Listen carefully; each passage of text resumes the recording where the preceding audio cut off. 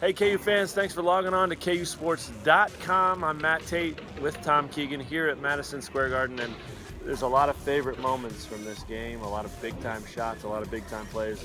I want to know what yours was. What was your favorite moment? And if you want to say Frank Mason's game winner, so be it. But do you have anything else? I mean, it was an exciting game. Well, that would have to be it, but this is the world's most famous arena.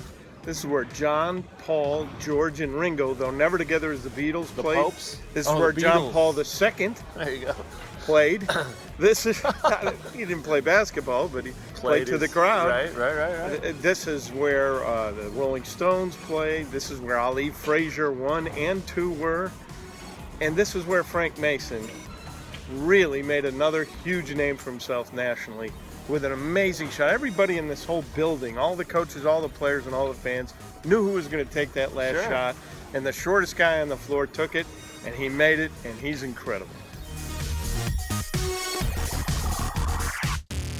One thing that surprised me about that shot, and tell me if you agree, the way he has attacked the rim so relentlessly in the first 2 games this season and did all night right out on that court, I fully expected him to drive it to the rim, and maybe that's what Duke expected, and maybe that's why I think it was Matt Jones, right? Well, he had just a fraction of a minute before, then it got blocked. So this time he showed a little something else. That was really smart. It was really well played. It was, and he had Matt Jones on his heels a little bit. I'm sure Matt Jones was playing the drive, and Mason just popped, got that separation. He talked about the shot in great detail and said that I got the separation. My teammates did a great job.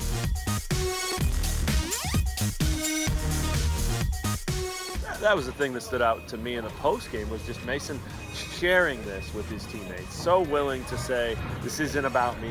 It's not anything I did. This was a team win. This was what they helped me do, and I hit the shot.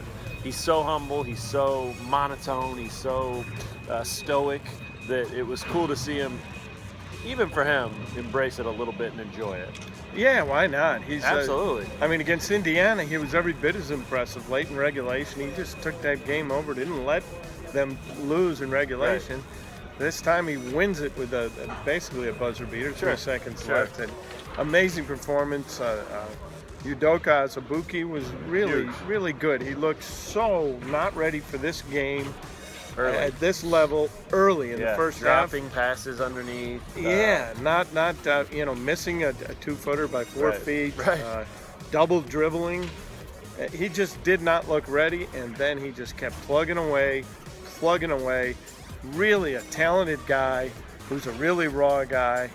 12 rebounds in 15 minutes. Led the team in offensive and defensive rebounds. Terrific performance from him.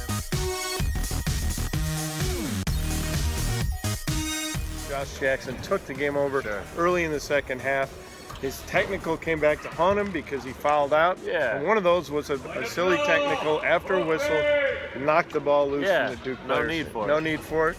Hey, he'll learn from that. Yeah, I got the feeling, too, about Azubuike that when it was happening, Self was really happy that he had to have him on the floor. Landon Lucas had foul trouble for the 2nd game in a row. He went to Lightfoot a little bit, but Lightfoot's just not there yet. Yep. And he had to go to Azubuike.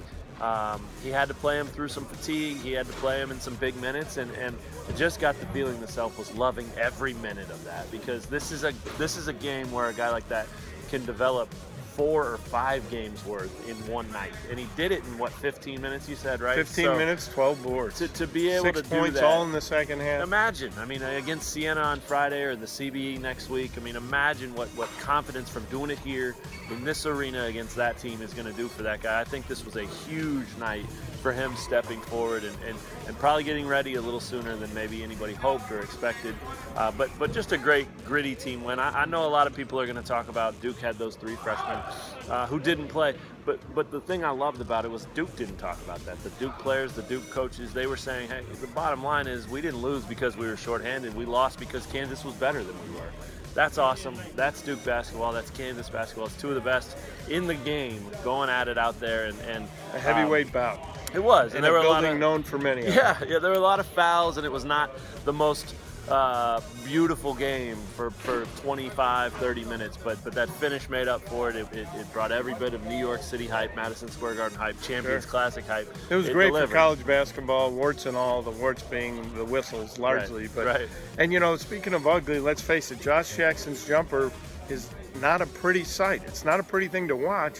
So when he misses a jumper, your mind kind of tells you he just missed 3 jumpers because it's just so unconventional and everything. Josh Jackson made 7 of 9 shots from the field today, and you wouldn't have guessed that because the 2 misses are so memorable. Right. But probably his most memorable play is when he stuck his arm out, his long arm out, got the steal, and went down to the other end for jam.